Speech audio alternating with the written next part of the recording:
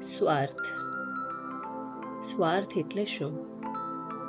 લગભગ બધાને આ પ્રશ્ન મૂંઝવતો હોય છે. તો ચાલો મિત્રો, આજે આપણે થોડું સ્વાર્થ વિશે જાણીએ. સ્વાર્થ એટલે સ્વનો અર્થ. નહીં કે કોઈના સાથે સંબંધમાં રહીને એનો ઉપયોગ કરવો અને પછી છોડી દેવો. સ્વનો અર્થ મતલબ પોતાના અસ્તિત્વનો અર્થ, એટલે સ્વાર્થ.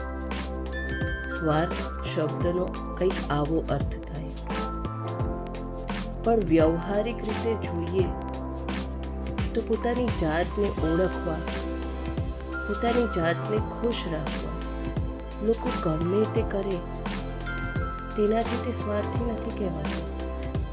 પણ ખબર જ છે કે અહીંયા કોઈની લાગણી નથી, કોઈ હૂંફ નથી, છતાંય સંબંધને ટકાવી રાખવા માટે જ ફક્ત સંબંધને ખેંચી જાય છે. એને લગભગ ઉપયોગ કર્યો જ કહેવાય. બીજા શબ્દોમાં કહીએ તો સ્વાર્થ માટે ઉપયોગ કર્યો એમ પણ કહી શકાય. અમુક કિસ્સામાં સ્વાર્થ ફક્ત ને ફક્ત પોતાના સુખ સગવડ માટે બીજાની લાગણી કે ભાવનાનો ઉપયોગ કરવો એવો હોય છે. મારા મંતવ્ય મુજબ સ્વાર્થ તો સ્વની ઓળખ માટે હોય છે એવું મારું માનવું છે.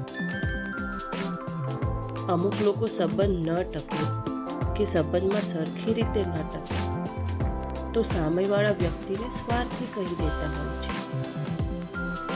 જોકે સ્વાર્થીનો મતલબ એવું નથી કે તે ખરાબ છે.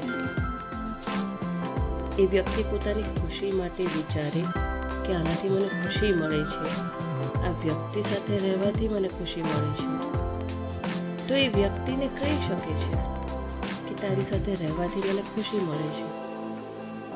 એનો મતલબ એવો ન થાય કે એ વ્યક્તિ કોઈ મતલબ માટે એની સાથે છે, પણ એ પોતાની ખુશી જોવે છે તો લોકો એને સ્વાર્થી સમજે છે.